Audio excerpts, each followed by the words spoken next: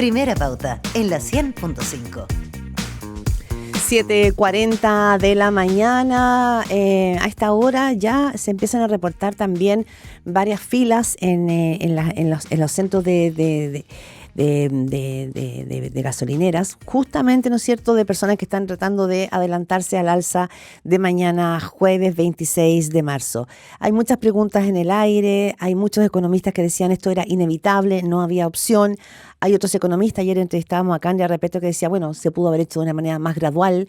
La verdad es que el déficit viene ya desde hace 16, 18, 16 años. Entonces, hay toda una conversación aquí entre medio, ¿no es cierto?, de esta alza de la gasolina que van a empezar a impactar fuertemente el bolsillo de todos los chilenos y chilenas. Y hay también debate respecto, ¿no es cierto?, de si finalmente Chile es o no hoy un Estado quebrado. De eso y más, y del precio ahora que se va a traducir en las tarifas eléctricas. Queremos conversar esta mañana con la ministra de Energía, Jimena Rincón, a quien le damos los buenos días y muchas gracias por este contacto telefónico. Ministra, ¿cómo le va? Muy bien, Claudia, muchas gracias por este espacio. Primero, ministra, ¿usted diría también que el Estado de Chile está en quiebra? Bueno, el Estado de Chile claramente está en una crisis de grandes proporciones y en algún minuto había que sincerar esa realidad. Y te recuerdo que este fue un gran debate en el Parlamento a raíz de la discusión de la ley de presupuesto y de la ley de reajuste. Y creo que seguir tratando de disfrazar las cosas y no asumir que tenemos que entre todos hacer algo para enfrentar la situación en la que nos encontramos, al final le pega y le pasa la cuenta a las personas de menos recursos.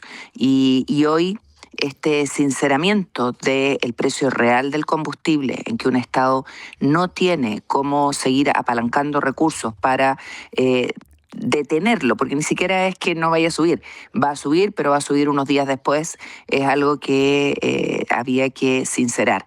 Pero una cosa, perdón, ministra, una cosa es sincerar y otro que además le vimos, ¿no es cierto?, la minuta que desde la SECOM se entregaba a ministro, subsecretario. Otra cosa es hablar de un Estado en quiebra. De hecho, el propio ministro de Hacienda ayer, Jorge Quiroz, se distanció de este mensaje del gobierno y dijo jamás ocuparía una palabra como esa. Por eso a usted como ministra de Energía le pregunto.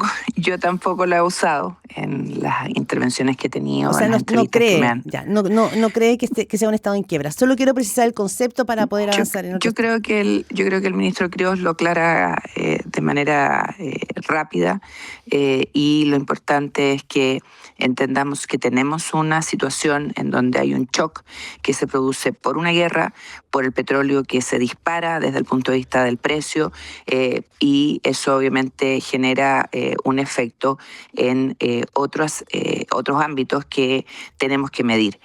Nadie pidió la guerra, a nadie le consultaron, al menos en Chile, ¿no es cierto? Y eso está impactando en todo el mundo, porque este no es un tema solo de nuestro país, solo que en Chile tenemos un mecanismo que retarda el efecto, no es que no vaya a llegar, llega después.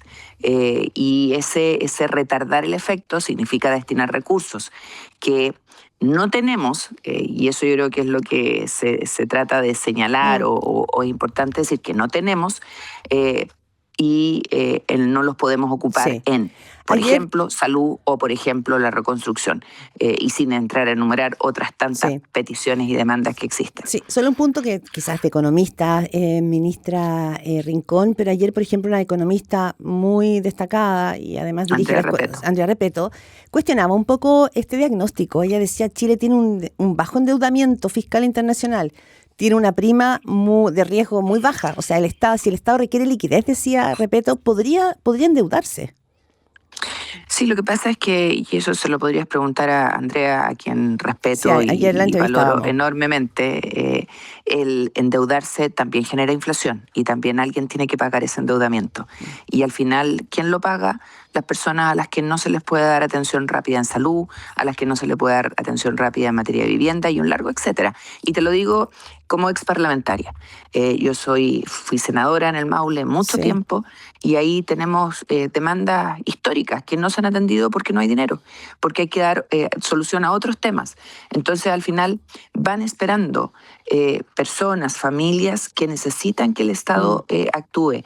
Y cuando tú miras este aporte al MEPCO o que el MEPCO funcione como mecanismo, al final se traduce en que estás evitando que suba, ¿no es cierto?, hoy, porque va a subir igual, el combustible, y ese beneficio lo reciben en mayor medida los que tienen más. Y uno ahí se pregunta, ¿es justo aquello? Yo creo que no. Ahora, el Estado, o sea, si no opera el MEPCO, el Estado no se está haciendo cargo. Lo van a pagar los chilenos y chilenas.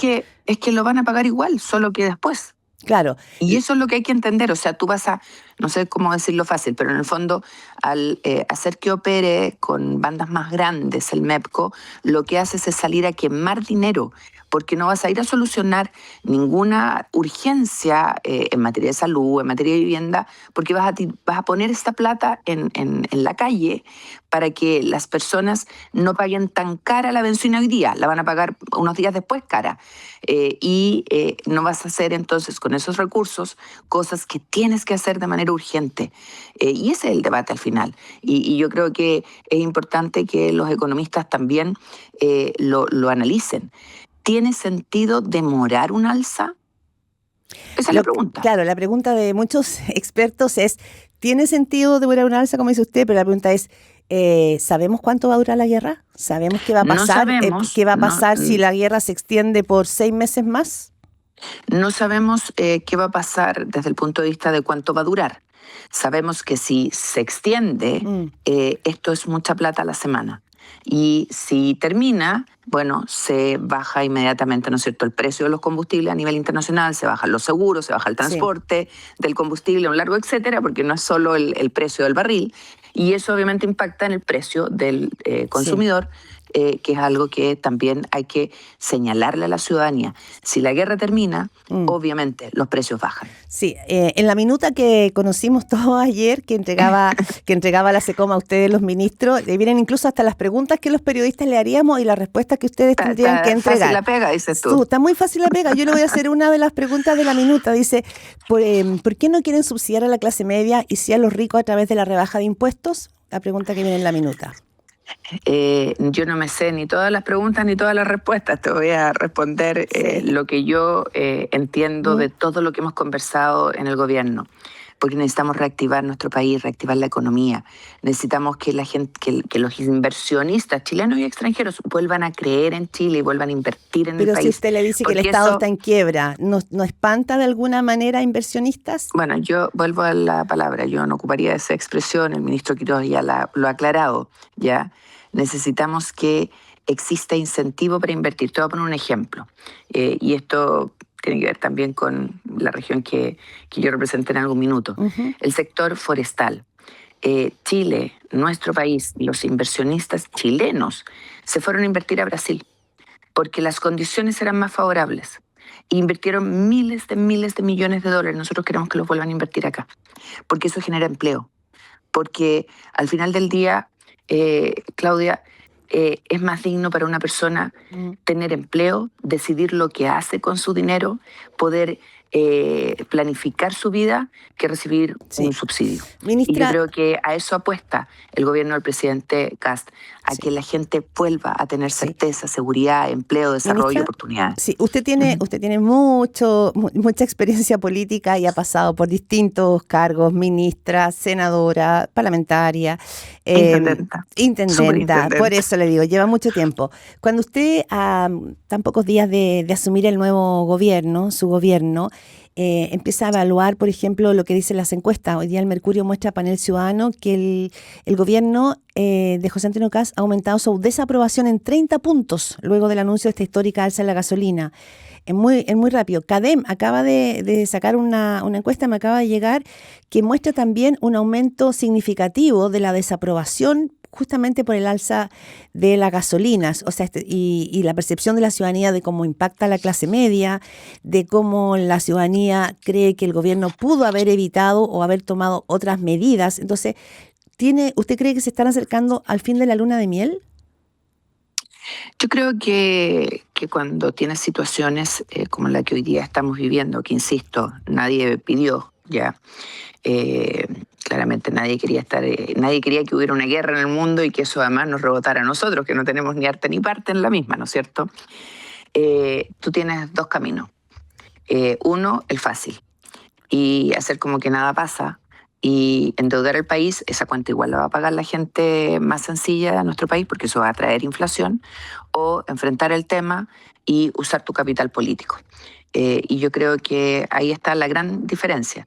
El presidente decidió enfrentar la situación, por dura que fuera, entendiendo que va a ser transitoria, porque una guerra no puede ser eterna. Sí. Y tú ves que en Europa, en Estados Unidos, en los otros países ha subido el precio del combustible. Y poder dar respuesta a los otros Ministra, temas.